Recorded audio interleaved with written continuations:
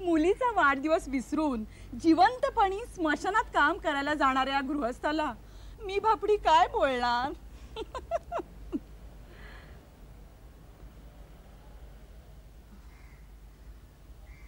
उगाचच बोलले मी. भैया नाराज झाला. तू काळजी करू नकोस रे भैया. आम्हाला सवय झाली असल्या प्रकारांची. आम्ही तर वाईट वाटून घेणंच सोडलं. मी जरा फोन ट्राय करून येतो.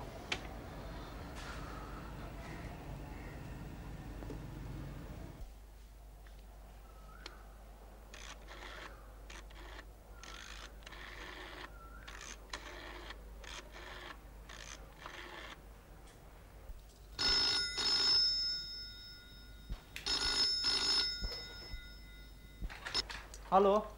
हेलो, लालजी हैं? लालजी साहब कहीं बाहर गए. आप कौन बोल रहे हो साहब? कौन? चतुर? हाँ, मैं चतुर ही बोल रहा हूँ. हाँ चतुर, मैं भैया बोल रहा हूँ, साहब का भाई. हाँ साहब, पहचाना. नमस्ते. हाँ नमस्ते. साहब कहाँ गए हैं? साहेब संध्याकाळलाच बाहेर पडले. संध्याकाळलाच बाहेर पडले? अरे पण ते तर माझ्याकडे जेवायला येणार होते. हम सब उनकी राह देख रहे हैं. अच्छा ठीक है, अगर साहब स्टूडियो में आए तो उन्हें तुरंत मेरे घर भेजना. जी साहब. त्यांना सांग सगळे जेवायला थांबलेत, वाट बघतायत. बोलना उन्हें, उनके आने तक हम लोग खाना नहीं खाएंगे.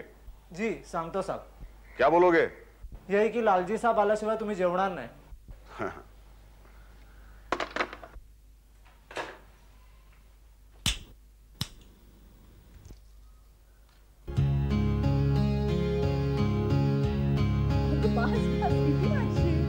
काय घेतलंय छान झालंय जेवण. थँक्यू. मीने तुला काय हवंय? काही नको. खूप छान झालंय पण.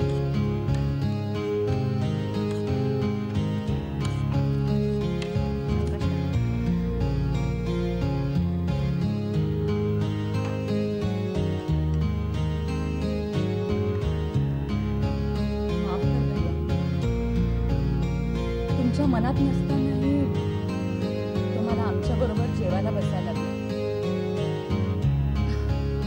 खरं म्हणजे आम्हालाही साहेबांची वाट बघायला आवडलं असतं हो. पण काय करणार, आम्हाला माहिती आहे ना, त्यांच्यासाठी जेवायला थांबणं म्हणजे खूप बळी होण्याची तयारी ठेवली.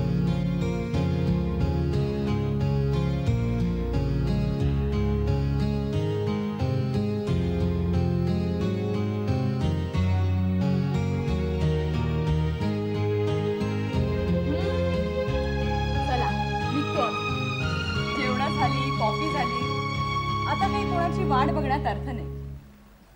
इंदू, तुमचा दृष्ट लागण्यासारखा संसार बघून फार बरं वाटलं. आमच्याकडे कधी येताय तुम्ही? हे बघ, जुनं सगळं विसरायचं आणि नव्याने नातं जोडायचं. आता मी काही तुझ्यासारखी एवढी सुगरण नाही, पण जे काय करेन ते जीव लावून करेन एवढं मात्र नक्की. हा सचिन, पुढच्या वेळी येईन तेव्हा तुझ्याकरता गंमत घेऊन येईन ना. नक्की येते रे भैया. चला वहिनी, मी तुम्हाला सोडतो. या. काही कमी जास्त बोलले असेल तर माफ कर रे बाबा. काहीतरीच काय.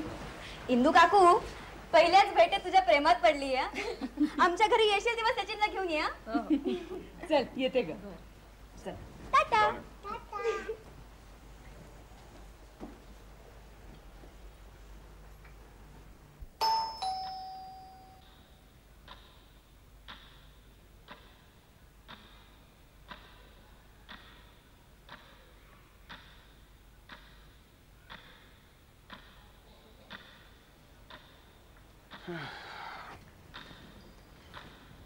जागीच होतीस? हो. भेटले लालजी? नाही, अजून नव्हता आला घरी. इंदू, बाकी तू बेत झकास केला होतास. एकूण कार्यक्रम छान झाला. या भेटीत निदान मंजू वहिनी आणि मिनिशी तरी आपली जवळीक निर्माण झाली, गॅप भरून निघाली. तशा बऱ्याच मोकळेपणानं बोलत होत्या नाही? हो, लालजींबद्दल तर बरंच बोलत होत्या. तुला सांगतो, या लालजीला आम्ही चांगलंच धारेवर धरणार आहे. तो येता तर सगळं जुळून आलं असतं. असंच येणं जाणं वाढलं तर लगेच बराच फरक पडतो. हो, खूपच फरक पडतो. मंजू वहिनी आल्या तेव्हा तुम्हाला आहो जाहो म्हणत होत्या, जाताना लगेच अरे तुरे करायला लागल्या.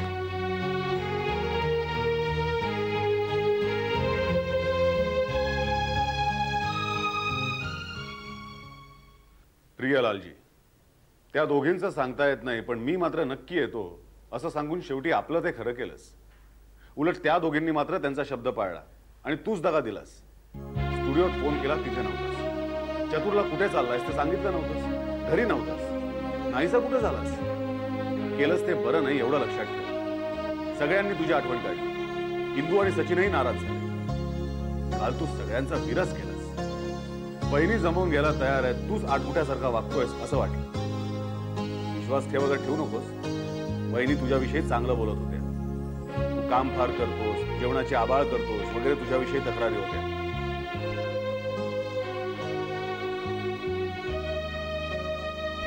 चिरंजीव भैया, तुझं पत्र मिळालं. माझं भविष्य जसंच्या तसं खरं होणार का? तुझ्या पत्रावरून ही बाई लवकरच तुला गुंडाळणार अशी भीती वाटते. अरे, तुम्हा लोकांना इतका सहज विसर कसा पडतो? तुम्हा भावंडांना माझ्यापासून तोडणारी ही बाई, तो सगळा इतिहास तुला माहित आहे, म्हणजे निदान त्याकरता तरी मला पुरावे गोळा करायला नको. पण ते तू विसरलास. तुमच्याकडे माझ्याविषयी तोंड देखलं चांगलं बोलणं हे तुमची सहानुभूती मिळवण्यासाठी मंजूनं रचलेलं नाटक आहे, हेही तुझ्या लक्षात येऊ नये. मान्य आहे, वहिनी तुझ्याविषयी चांगलं बोलण्याचं नाटक करत होते. अरे पण आपल्या नेहमीच्या व्यवहारात अनेकदा अशा नाटकांची गरज असते, हे मी तुला सांगायला हवं का? आणि तुझ्या नात्याच्या बाबतीत तर ती फार आहे. मग तुझं म्हणणं काय? म्हणून तुलाही परोपरीनं सांगतोय, खरं जमत नसेल तर वहिनींशी चांगलं वागण्याचं नाटक तरी कर. अरे अशामुळे तुमच्या विस्कटलेल्या संसाराची घडी बसण्याची शक्यता आहे. आणि तू भासवतोस तेवढा वहिनी दुष्ट नसाव्यात असं माझं स्पष्ट मत झालंय. ती दुष्ट आहे असं मी भासवतोय, बरोबर? तुझं असं स्पष्ट मत होण्यामागचं कारण कळू दे की. एखादं उदाहरण देऊन बोल. उदाहरणार्थ, महिन्याभरापूर्वी तुझ्या एकुलत्या एका मुलीचा, मिनीचा वाढदिवस झाला, तेव्हा तू स्मशानात जाऊन बसला होतास असं वहिनी म्हणत होत्या. हे बघ, हा माझ्याबद्दल गैरसमज पसरवण्याचा पद्धतशीर डाव आहे. गैरसमज असेल, पण त्या दिवशी तू घरी नव्हतास हे तर खरं. अतिशय कामात असशील, पण मिनीला विश करायलाही सवड नव्हती. पहिली गोष्ट म्हणजे ही तुझी डॅम्बिस मंजू वहिनी मिनीचा वाढदिवस एकदा इंग्लिश तारखेप्रमाणे करते, एकदा मराठी. मला पत्ता लागू द्यायचा नाही, हा त्याच्या मागचा डाव. आणि मग मी विसरलो म्हणून सगळीकडे बोंब मारत सुटायचं. तिचा मागचा वाढदिवस मराठी तिथीप्रमाणे केला होता की नाही विचार तिला. आता मला पत्ताच नाही तर विश करायचा प्रश्न येतो कुठे? म्हणजे तू स्मशानात गेला होतास ते सगळं खोटं? अच्छा, स्मशानाचं बोलली तुझ्याकडे. मग कशाला गेलो होतो ते मला का नाही विचारलं? मग कारण कळलं असतं ना, आणि खडे फोडायला मिळाले नसते. स्मशानात फिरायला नव्हतो गेलो, कामासाठी गेलो होतो. शरीरातला दाह कमी करणाऱ्या औषधाच्या जाहिरातीचं डिझाईन करायचं होतं. सबंध शरीरभर ज्वाळा उठलेल्या दाखवायच्या होत्या. कशा दाखवणार? ज्वाळांचा आधी फोटो घ्यायला नको? आता 8-10 फूट उंच, 5-6 फूट रुंद अशा ज्वाळा मिळणार कुठे स्मशानाशिवाय? एक तर 12 तास तिथं बोंबलत कॅमेरा क्लिक करण्यासाठी थांबावं लागलं. शेवटी मनाप्रमाणे एक्सपोजर मिळालं. मग त्याच्यावर ह्युमन फिगर सुपर इम्पोज केली. थापा मारतो असं वाटतं का? हे बघ, मंजूच्या आरोपांना उत्तर म्हणून रचलेली गोष्ट नाही. ते बघ, ये इकडे, ये भैया, ये इकडे, ये. हे बघ ते डिझाईन. ये ना, जवळ येऊन बघ. कुठं बोलतोय का? लालजी, सॉरी, मी तुझ्यावर अविश्वास दाखवला. सॉरी. मला एक नाही कळलं, मिनीनं तुझ्याशी अबोला धरण्याचं काय कारण? सरळ आहे, मी तिला मॉडेल म्हणून सिटिंग द्यायला नकार दिला. का नकार दिलास? का? अरे, स्वतःच्या मुलीची छबी सगळ्यांनी मिटक्या मारत बघावी असं कुठल्या शाण्या बापाला वाटेल? या धंद्यातल्या लोकांच्या नजरा मला चांगल्या माहिती आहेत भैया. पण हे तू जरा चांगल्या शब्दात समजावू शकला असतास तिला. त्याकरता एवढी अपमानकारक भाषा वापरायची गरज नव्हती. अच्छा, बरं, हेही सगळं एकाच भेटीत सांगून झालंय तर, आणि तरी देखील त्या माझ्याविषयी चांगलं बोलत होत्या असं पत्रात लिहितोस तू. हे चांगलं बोलणं काय? आणि माझ्याकडून खरं काढून घ्यायची ही तुझी पद्धत काय भैया? हे असलं खोदकाम करून मला विचारण्यापेक्षा मंजूला विचारणं एकदा की वास्तुशांतीचा निरोप मी तिला दिला होता का नाही? नको, वास्तुशांतीबद्दल आता अधिक चर्चा नको. डेड एंड दिसला की शहाण्या माणसानं परत फिरावं. लालजी, का आता अंगलट यायला लागलं की डेड एंड काय? अरे 14-15 वर्षांपूर्वीच्या गोष्टी उकरून काढण्यात काय अर्थ आहे? आता मागे वळून पाहायचं नाही असं माझं आणि वहिनींचं ठरलेलं आहे. तुम्ही विसरा, आम्ही विसरू असं त्यांनी मला वचन दिलेलं आहे. तुम्ही विसरा, आम्ही विसरू असं म्हणून एका फटक्यात तुझी आणि तिची बरोबरी केली तिने. भैया गुंडाळला तुला. हे बघ भैया, तू, इंदू, अनु, मनू यांनी विसराव्या अशा चुका केल्यात का? चुका केल्यात तिने.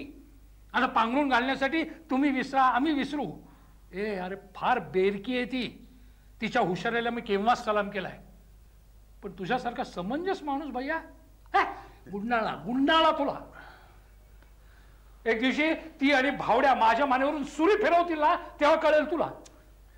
लालजी, तूही ना नको त्या दिशेने विचार करून स्वतःची मनस्थिती बिघडवून घेतोयस. अरे तुझी सुरी म्हणालास ना, ती त्या भावड्यानं अकबर अलीज मधनं विकत आणली होती. मला बघायची आहे, दाखव, असा काहीतरी बहाणा करून मी ती रिसीट सुद्धा पाहिली आहे रे. हे भावड्या प्रकरण तू काही फार सिरियसली घेऊ नयेस.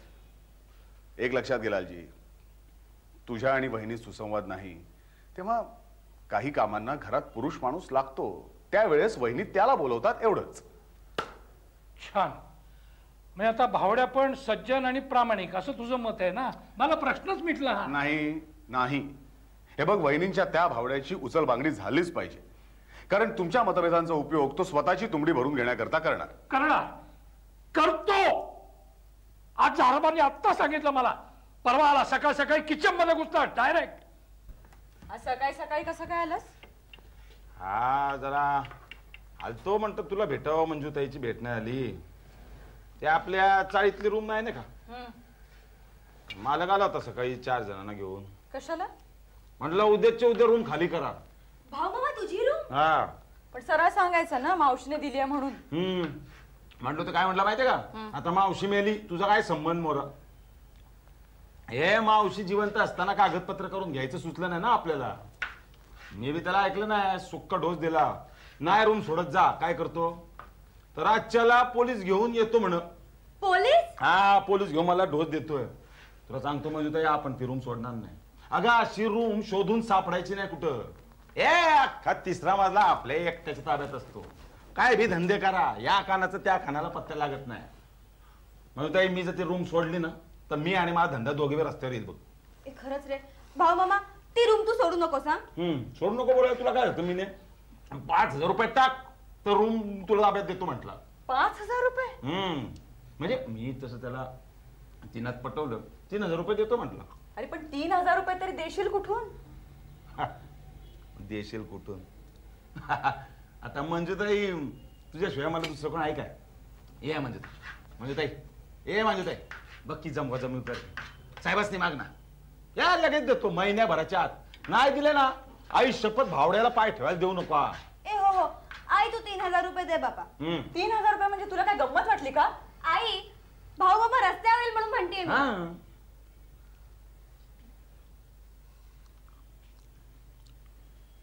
हे बघ, 1,000-1,500 रुपये देते मी तुला. पण एक लक्षात ठेव, महिन्याभराच्या आज पैसे दिले नाहीस ना, तर तुला या घरात प्रवेश नाही. अगं महिना लय लांब झाला बघ. हे पहिलं दे टायमाच्या आधी, पण लेट नाही करणार. पै करून पैसे साठवलेत मी. हे घे 2,000. 2,000 लय बेस्ट. यातले 1,500 फक्त तुझ्यासाठी आहेत. 500 रुपये विम्याचा हप्ता भरायला. ठीक आहे, मी भरतो. हे म्हणजे ते लय आभारी. खरंच तुझ्या आभारी आहे बघ. आता पैसे घेतो आणि मालकाच्या थोबाडा टाकतो बघ आणि रूम घेतो ताब्यात. हरबा, भाऊ मामा, काय का मी आईने पैसे नाही दिले ना? नाही ना, बघ ना. माहिती होतं मला. हे घे, पूर्ण तर येत पण थोडेसे. नाही घे रे, घे. नको तुझ्याकडे. घे ना, घे. बरं मी पण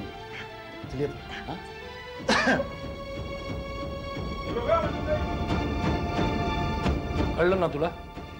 या मायलेकींना त्या भावड्याविषयी किती पुळका येते. आता फुकटात पैसे मिळाल्यावर 2 कामं न करायला झाले काय? माझ्याशी बोलताना तोंडावाटे 2 मायेचे शब्द बाहेर पडत नाहीत आणि इकडे हातातून पैसे बरे बाहेर पडतात. आता तुझ्या बंगल्याचं तोंड भरून कौतुक केलं असेल, खरं ना? अरे पण ओठात एक आणि पोटात एक खासियत आहे तिची. म्हणजे तुझं काहीच चुकत नाही असं तुला म्हणायचं लालजी? एक वेळ वहिनींचा राहू दे, पण मिनीचं काय? तुझ्या एकुलत्या एका मुलीला तुझ्याविषयी आदर विश्वास वाटू नये याला जबाबदार कोण? आपल्या वडिलांकडून आपल्याला कधीही सहानुभूती मिळणार नाही, संरक्षण मिळणार नाही असा तिचा समज होणार. तुला काहीच गंभीर वाटत नाही का? मिनीनं नोकरी करणं तुला पसंत नाही. या संबंधी चौकशी केल्यावर कळलं की तुझ्या पैशाला हात लावायचा नाही असं तिने ठरवलं. एक बाप म्हणून या गोष्टी तुला अस्वस्थ करत नाही? करतात ना, अस्वस्थ करतात. पण काम धरणारी ही मंजू सदैव शेजारी असताना तिला माझ्याविषयी प्रेम वाटणार कसं? अरे 10 पर्यंत बाहेर भटकणाऱ्या पोरीची दरवेळेला तिची आई कट घ्यायला लागली आणि मलाच उलटा जाब विचारायला लागली. तर मिनीला मंजूविषयी प्रेम आणि माझ्याविषयी तिरस्कार वाटणार नाही का? स्वतः ऍडमिट होती सेंट जॉर्ज मध्ये 3 दिवस पोट दुखतं म्हणून मला पत्ता नाही. या घरात कसं वागायचं तेच कळत नाही. माणूस असून या घरात भूतासारखा वावरतो.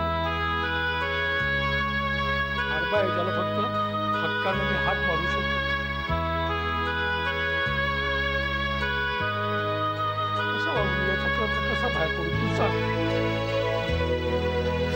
माझ्याच घरात माझ्या वाटेला भैया आमच्या घराला वळण आणण्याचं तुझं प्रयत्न यश गाव म्हणून वाटते ती मदत करायला तुला तयार आहे. बोल काय करू? मिनीचा माझ्याकडून अपमान झाला, माफी मागू का तिची? काय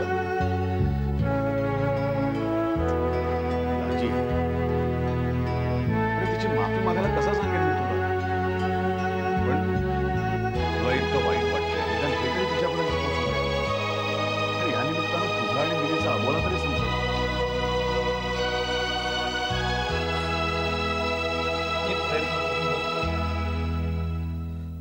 पण भैया याच्यात तू उडी घेतलीस म्हणून सांगतो. सगळ्यात शेवटी मीच बाजूला राहिलो असं होऊ देऊ नको म्हणजे झालं.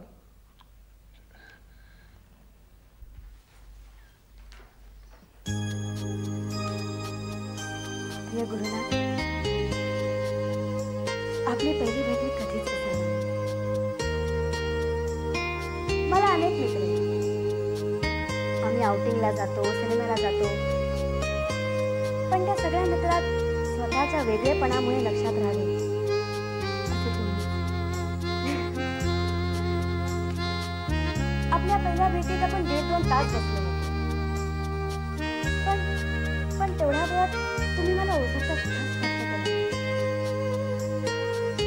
नाहीतर पाहणीचा अभ्यास आहे असं सांगून पहिल्याच भेटीत हातात हात घेणारे किंवा डोळ्यात न गेलेला कचरा काढण्याच्या निमित्ताने तोंडाजवळ येणारी अनेक मुलं मी पाहिली. तुम्ही आत्ता चान्स घ्याल मग घ्याल म्हणून मी वाटतात बसले. पण तुम्ही काही इंचाचं अंतर घेऊन बसला. एकदा वाटलं तुम्ही अगदी हेच आहात. पण खरंच